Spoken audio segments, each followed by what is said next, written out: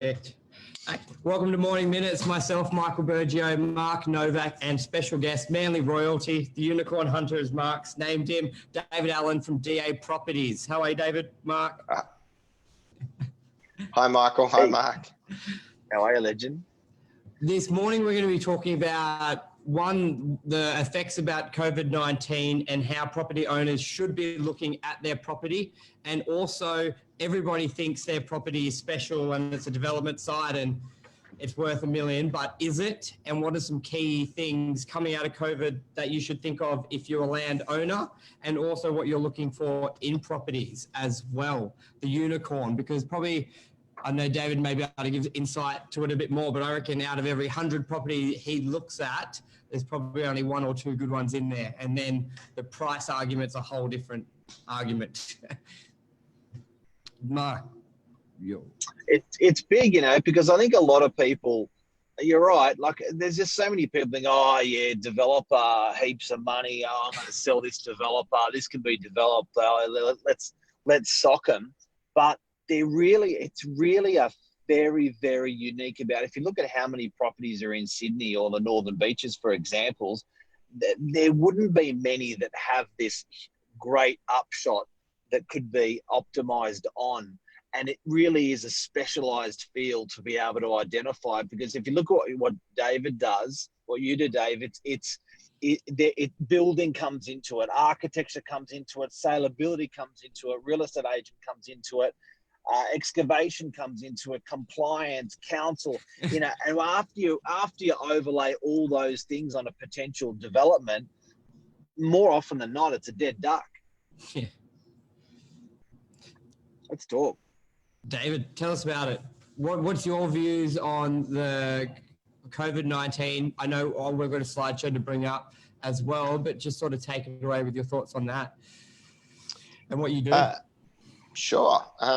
Look, what I do, I think you two have explained it perfectly. We're done. Thanks. We're done. I would say that we look at 200 to 300 properties each year. And wow, if you're lucky, one or two of them might be something that you end up having as your next development site. So you couldn't be further from the truth, Michael. And Mark, as you said, all of those things that you spoke about need to be included both in your initial feasibility and your assessment. And what happens is that process continues through the next 3 or 4 years as you go from macro to micro and deliver the product. And I think the hardest thing for people to appreciate is the focus of a development in its end form and realization of profit or money. It's not just an instantaneous thing that's occurred at that point in time. It's usually a 3 to 5 year journey to get there. So if you average out the money over 3 to 5 years and not being able to get paid on the way through, it's probably just like any other job, but it's the thing that we do and the group that we work with. And we really enjoy working with creative people that have a collaborative and collective value sharing set of values about them. And that's actually the fun and the joy that comes from development. It's really feast or famine, isn't it? You're either feasting as in you've sold it and you got stacks of money because it was a well done site, but then you're famine, you're not eating for 4 or 5 years, so you got to put that over a long period. Yeah, correct. I think let's bring it to a sort of a live example. Let's use a mixed use site, for example. I think a lot of people can relate to maybe your corner set of shops where you've currently got a cafe, your little grocery, it's on a decent sized block of land, and your options, let's say you're the owner there so you can relate to it. We've touched on it many times, David. What are your options? So do you got to work within the existing floor plan, as in what would be more lettable now? Let's say they've got what it is probably the best lettable, but what sort of that thought pattern, if you were to look at developing as in a higher use, what are some of the first things people can mentally check off with themselves? Okay, I think if we look at two aspects, if we look at options or alternative uses, You've highlighted the first one. What can I get out of the building or the existing structure as it is? So let's consider, like many owners are doing at the moment post-COVID, will my current tenant or tenancies like my current tenant, what will that return me? And what do I need to expend? The other alternative is with the existing structure, are there other alternative tenants that we could swap the current tenants or type of tenant out with, and what will that show us? And that could be like going from office use to maybe food or retail, to put in layman's terms. Yeah, correct. Way around. Yep. Or they might be going from food to a fashion retail, just something that's different, that has a different risk profile. And then the third alternative is then, okay, what else can be done with the building, either refurbishment or redevelopment? And that's both what's the economic life left in the building. If we look at planning and zoning controls that actually control what you can and can't do with the building. And then I think you've got to step back and look at all those alternatives and what is the cost, what is the risk, and what is the time to deliver those, to manage, to measure off against with the associated values that would, and rent that would come from those three alternatives. Just bringing up the PowerPoint we had before, which is So, showing that.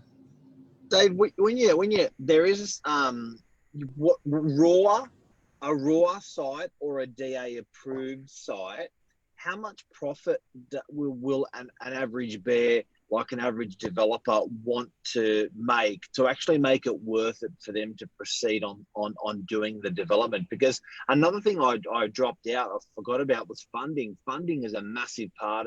Interest rates, can you get the loan, funding the project for a long time? You know, bearing all that stuff that you're doing, what sort of profit do they need? Does a developer need to be working on to make it viable to buy off somebody? And Okay, I guess that's raw and DA approved. Okay, so let's get up in the helicopter at 40,000 feet first. Yeah. You are right. The debt market is integral for most developers because they need to borrow a portion of the funds that they're going to need to do a development. Except and for you, because you do it all in cash because you're so successful. But yeah. Yes, I know, I agree. But what is interesting is, it's interesting from all players, is there's a cliche that development is bookended by the independent valuation. And what I mean by that is, in order for the bank to value a raw site or a DA approved site, there's an underlying independent market value of the site that they need to have undertaken by a valuer. And that can only be assessed or derived from by applying what is the independent market value of the end product. And end product. When you've built it all, what that's worth. So what you've got, and then you've got, in order to get the site value, then you've got to start with the end revenue and then subtract off, the exorbitant agent fees that Novak would be required for achieving a great result. And then great result. Emphasize the great result. Hey, always the great result. You've never delivered us anything less. And then all the cost of consultants and construction and everything till you get down to the site, and the money that's left at the end is the value of the site and the stamp duty that you would need to pay for it. So extrapolating the answer to your question is, a bank would require an allowance of profit, and if we call it profit on cost, what is the residual profit on the cost of the project? They would want to see a ratio of 20 to 22% before a DA was achieved. And if it was a DA achieved site, they would adjust that profit from somewhere between, say, 17 and 20%, because there is less risk in association with getting the DA. Wow. But normally I you're probably, think that's it. I think That's that's tight. That's in an ideal that your costs are, that's if you've got time, say an option agreement, but a lot of times you don't, because as you know, you're probably wanting on your rough figures, you're probably wanting to see about 30% because you know everything is quite variable from especially civil costs. So before that would you say those figures, David, would be if you've had an option agreement and you've done proper due diligence, you've got 6 months, that's where you get your 22. But if you're going to buy something on a 6-week campaign, would you be looking at 30 because you know it can vary so much on civil costs, or you just wouldn't buy it like that? No, what I think happens if we dig a little deeper into those comments, if there's a 22% profit on cost pre-DA, it would allow in a cash flow, the bank's valuer would allow in the cash flow, how long does it take to get the DA? And all of that's costed in. That's 20 to 22%, including all the time and the cost to get the DA. Yep. So it takes into account that period of time of, let's call it 6 to 15 months to get a DA of holding costs within the cash flow. Yep. And likewise, prior to DA, the allowance from the valuer on contingency for construction costs might be between 10 and 15. Okay, so it's already worked into that 22-year contingency of 10 or 15. Yeah, so there's additional levers that a valuer will use that allows for time, for cost, and for risk. And then there'd be a contingency on resale where it could be 30 mil and then they're doing 28 to 20. So that 22 it's actually already been watered down quite significantly. So on every sort of market resale land, you've already got 10 or 20% contingencies all the way through. So that's probably, I think your comment, Mark, saying that's a bit tight, but there's already 20% worked in. Is that correct? Yeah, we'll say. Yeah, so the contingency I was focusing on was more deliverable contingency. Yes. Yeah. Perfect. And then so there's a really good example, which I think will hit home to people. I'll bring up the Lauderdale one, which maybe you want to talk through a bit of the mindset when you look at a site, because I think a lot of people, it's quite common to sit on maybe an older home and then they think, what can I do? Do I knock down, build a new home? I've seen duplexes built. So maybe I'll bring up this example and then you can go. While you're doing that, Yep.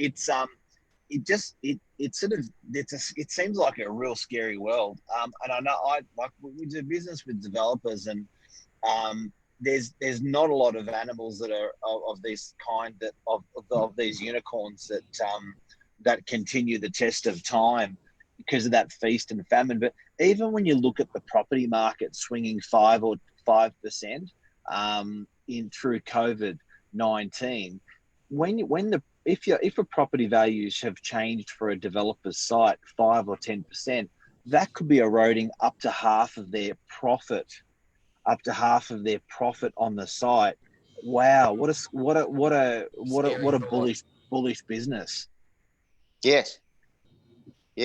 And I'm sure David's got a lot of horror stories that he's seen. But okay, I've got two. I'm bringing up a split screen. Maybe I'll do one at a time. So first of all, this is Fairlight. So David, you predominantly work Northern Beaches. Yes. Yeah. Yes. And I can tell, I can sort of comment on whenever I need to know prices to all the viewers out there. David's one of my first calls if I'm looking at a property. The knowledge he's got from every development site that's coming up on the ground or preview, he knows all the figures. So he's one of the best unicorn hunters. Yeah. In the Northern Beaches of Sydney, Australia. So I think here's an example, Fairlight. What's the zoning here, David? What makes this special? If you can talk and see, because this looks quite standard. I reckon you probably see 100 of these. Like if I looked on realestate.com now, I reckon what that ad looks like, that's on the screen. It'll be up on the Facebook screen shortly. That's pretty common to what's on offer. So why would you look at this one compared to another one? Why isn't developers buying every single dwelling on the market? What are sort of the differences Okay. This particular property was of interest to us because, firstly, the shape of the site. If you notice, there's a wonderful 20 metre frontage, and that allows to create two semi-detached homes with a good 8 to 9 meter frontage each, which is wonderful. It's not going to be too skinny. The other thing that was wonderful about it is it's got global standard views that you had there before out of this to the Sydney Heads. But the challenge of the site, which to me was the opportunity, is that the site's between 28 and 44 meters in depth, because it has a variable front boundary to the road.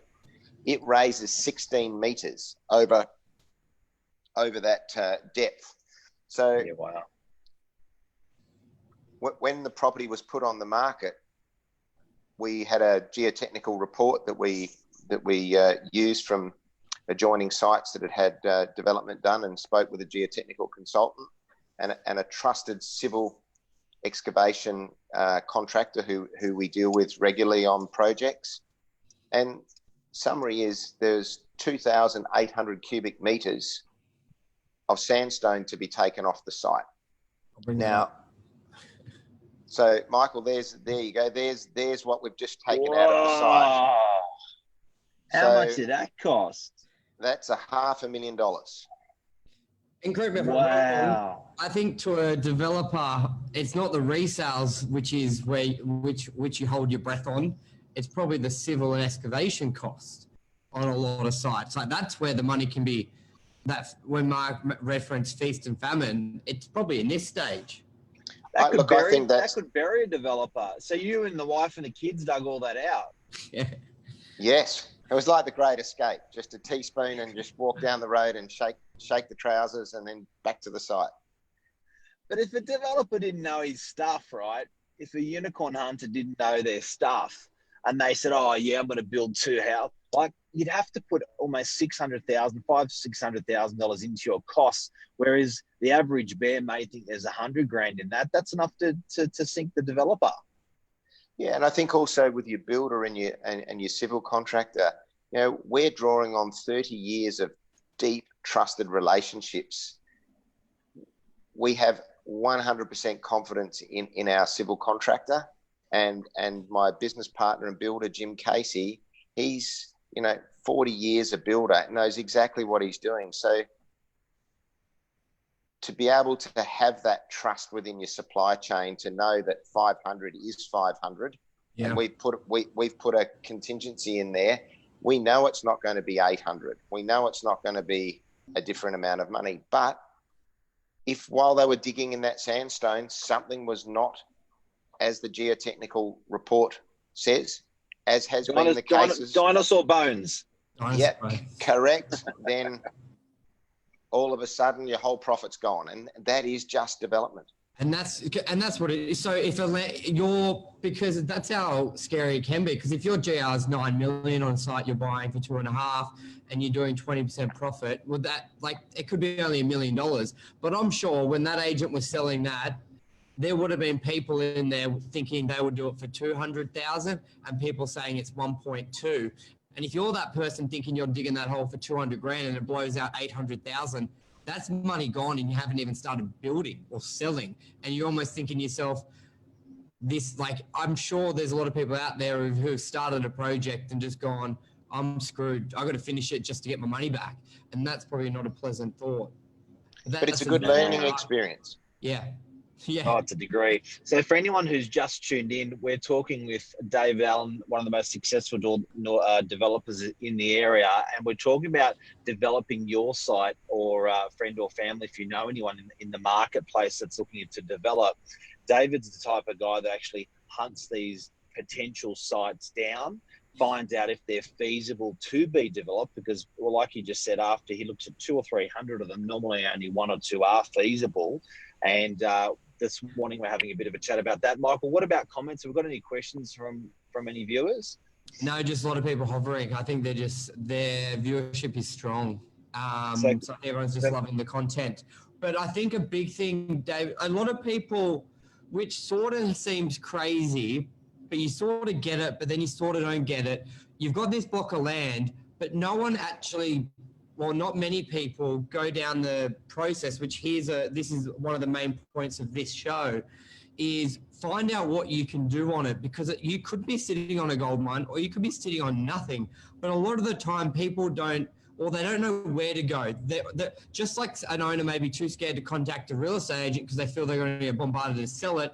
They probably hear a lot of bad things about developers and real estate agents, just like car salesmen. And it's really got to know who to trust.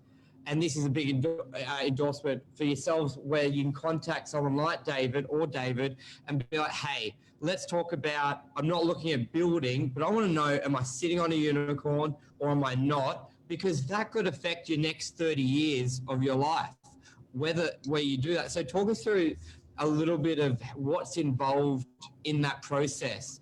If someone contacted you to say, I've got a block on Fairlight, is this a development site or not? Yeah. Okay. I think it's great. I think for all property owners, Mark and I touched before that all development and dealing with banks is bookended by independent market valuation. So for the property owner to have the protection that they can always seek a view, whether they're dealing with a real estate agent or a developer, that's their insurance policy. They can get an independent view that will tell them, no matter what anybody else is telling them, is the unicorn real or not, based on the assessment that's been put forward, and is the value that's been put forward to them as a suggested price or end value, should they want to develop it themselves or sell it, is that all real? So there, I think, is the insurance policy and the confidence that property owners need to know that is available to them, because they may not be familiar with the development process. And if we look at... How do you know you're not getting screwed by the developer? Like, because the developer is always going to come in lower. They're always going to come in maybe not quite telling you the exact depth of what can be done. If you're selling, if you're sitting on a potential development, how do you shop it to know that, okay, that is what can be done? And okay, obviously a credible developer like yourself would not do that, but sometimes they're not credible. Yeah. Yeah, correct. Oh, look, I think, the first port of call is that to take the information that you've been provided with to a independent valuer, but one that's on the bank panel of all the big four banks and the second tier banks, as somebody who they trust to value development sites when they're considering to have them funded. I mean, I think that's... So go on, Michael. Yeah, so that would be someone's a knock, because a lot of times a developer may just knock on your door, say, hey, I want to buy it. You say, we're interested. This is the price. And before you exchange, you may say, show us your concept plans. What are you thinking? And then that's what your feasibility. And then you'll take that to your value. But a valuer, how would he know if that yield of 20 units is correct and it's not just 40 you can get there? How would you know that?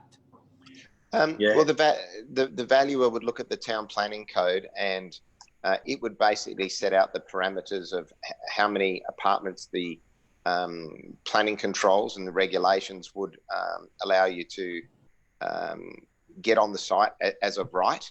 Yep. And they would use those ratios. So you would get they would value it for market value on what you are able to get on the site for the planning controls. Now, what if type the of value is that? Because that's an extensive task from a value. It is. Yeah, I don't even think I was aware of they go into that much depth. No, well, you've been talking a lot about valuers this morning. I didn't realise they had such an involvement in a developer's world. Yeah. Okay. So wow.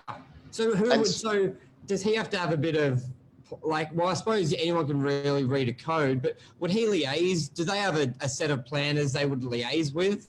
Or the valuer to get in that role's quite done a bit let's just leave the valuer there for a second. We'll bring the valuer back in a minute, because it'll all become clear.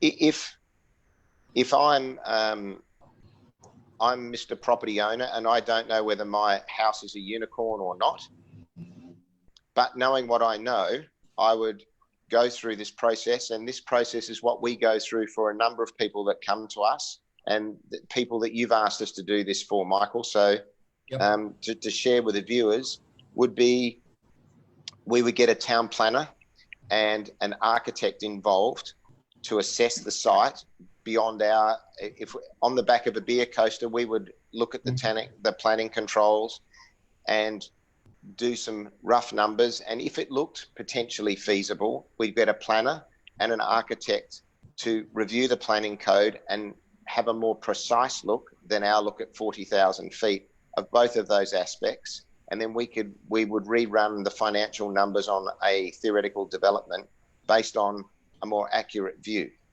If it still looked like it was a unicorn, that's when we would sit down with the valuer. So the valuer has, for their input information, a cursory report from a planner and a cursory set of massing sketches from an architect to incorporate into their analysis. So a valuer is not a planner and is not an architect, but they are well qualified to interpret reports from those people, which are integral inputs to them determining the value of a site. So real estate agents come to you? Yeah, People with houses or land or sites come to you, and they throw it across your table like a sausage. Well, look, let's just use Michael as an example. Often Michael's had clients come to us. We'll sit down and understand what they are wanting to know and what they're wanting to understand, and we can facilitate an assessment of their site. And look, if at the cursory view, which takes a couple of hours, that's not something that we need to charge for. If it doesn't work, which 95 out of 100 is the case that it doesn't work, then at least your customers know. If it is worth pursuing, then we're going to have to engage external consultants, planner and an architect, and pay for some time to progress further. Now, you don't need to get in-depth reports, but just a high-level cursory report. And if we take it as small steps, if it comes back that it still looks like a unicorn, and for example, for a home like a Lauderdale example there, it's a bit over $9 million development on completion. The assessment for the planner and for the architect that it cost us was about $6,000, and my time for myself was free. But if it's for somebody else, millions if you were charging it. Yeah. But usually somewhere between $10,000 and $12,000 for a home, you're going to understand whether the initial thought of your unicorn actually is a unicorn or it's not. And that's the key thing there, because that really steer.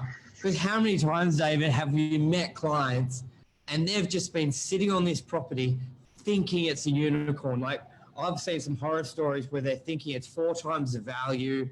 They almost leave themselves nothing to retire because they just think they're sitting on this, and they're not, and they're just gutted.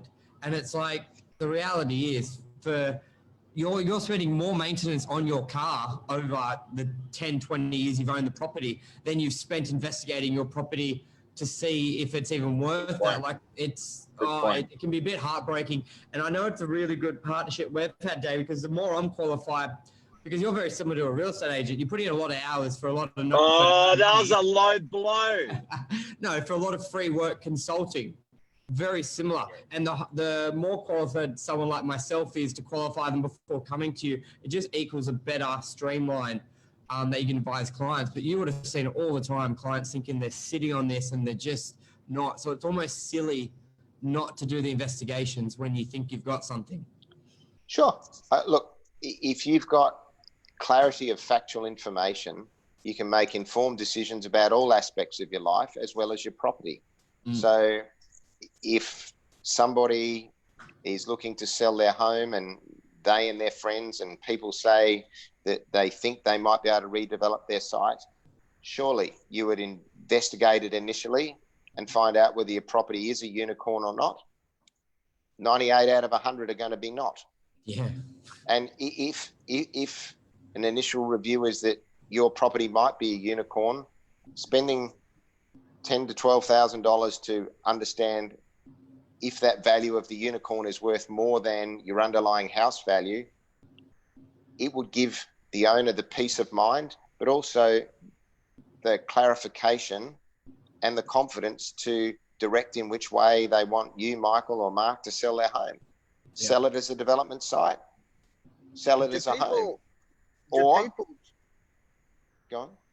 Yeah. Do people recommend that? Do you recommend they actually get the DA to sell it, or do you recommend they say sell it to someone to get the DA? And if anyone who's watching, DA is a development application. So if you could do 4 units on your block and you wanted to get that approved, is it better for the owner themselves to get the 4 units approved, or is it better just to sell it as is and let the guy who's buying it to get approved? So my question to David is it better to get a DA on your site and sell it, or is it better to just let the buyer do it? Yeah, great question. And look, earlier we spoke about when you're looking at alternatives, each alternative has time, risk, cost, and a value payoff. And I think it's as simple as let's look at it right now. If your home currently as a house is worth $2 million, sell it as it is, 6 weeks on an auction campaign with Novak, and it's gone. Yeah. With development potential, it might be worth there it is.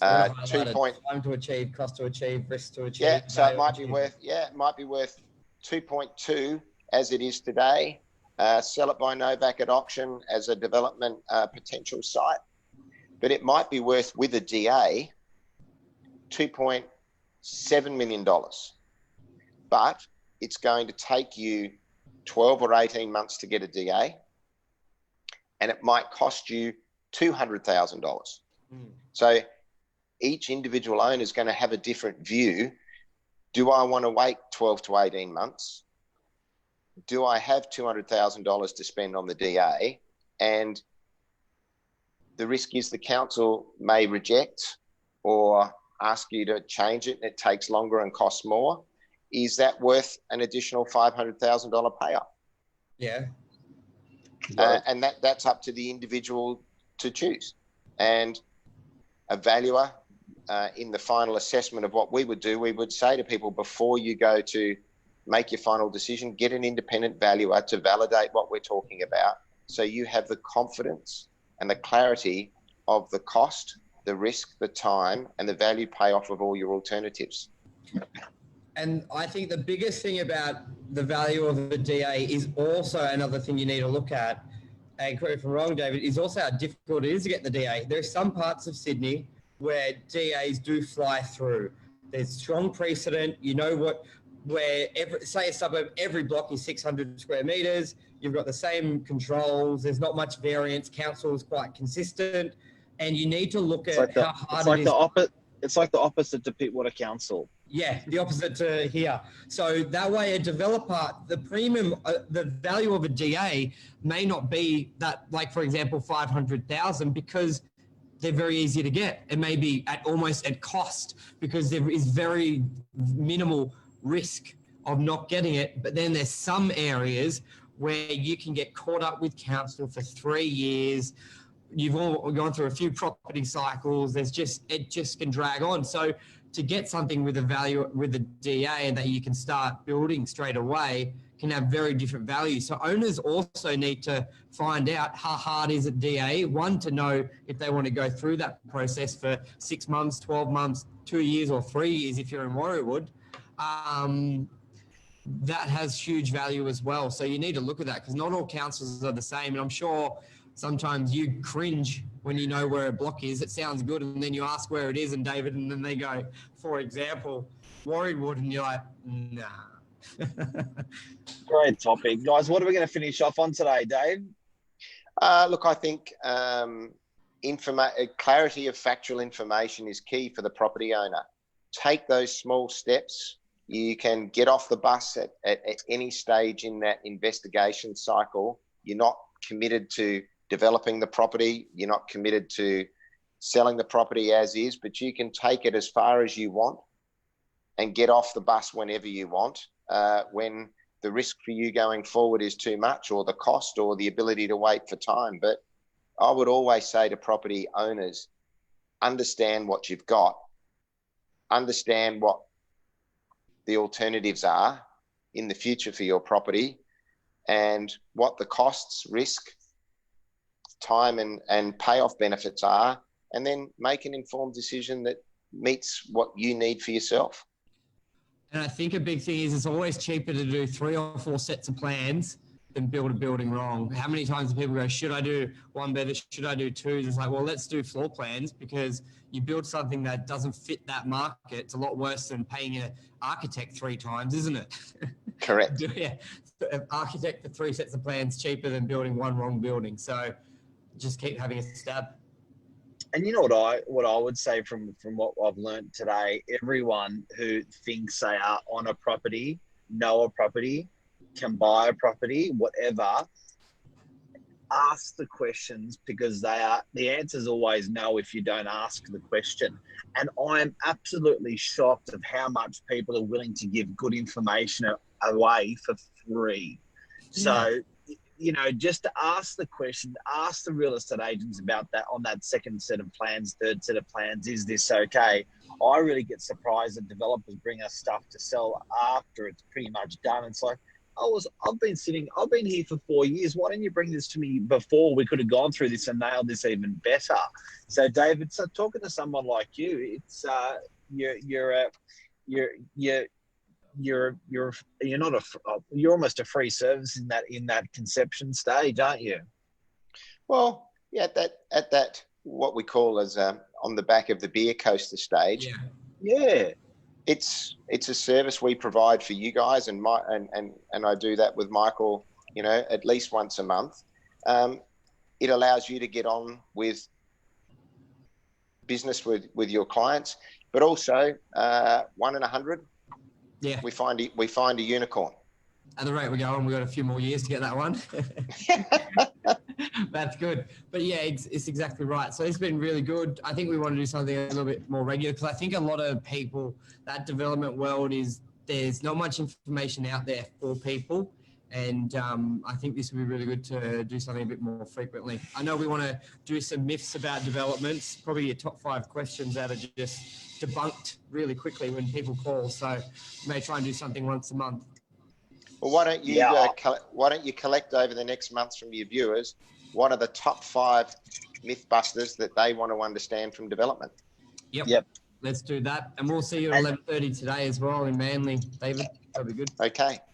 And, thanks, guys. Another one I want to do is I want to pick a building and talk about it. Yeah. So we often, as the community, see something happen and go, oh my God. And there's always a great story with a lot of these developments and a lot of this stuff that happens. So let's pull that in as well. All right, let's do it. Thank you, everyone. Cheers. Thanks, David, you're a gentleman. Thank you for your time. Really appreciate it. All right, and our audience, thank you, guys. I hope we answer some questions for everyone today. Beautiful. Cheers. See ya.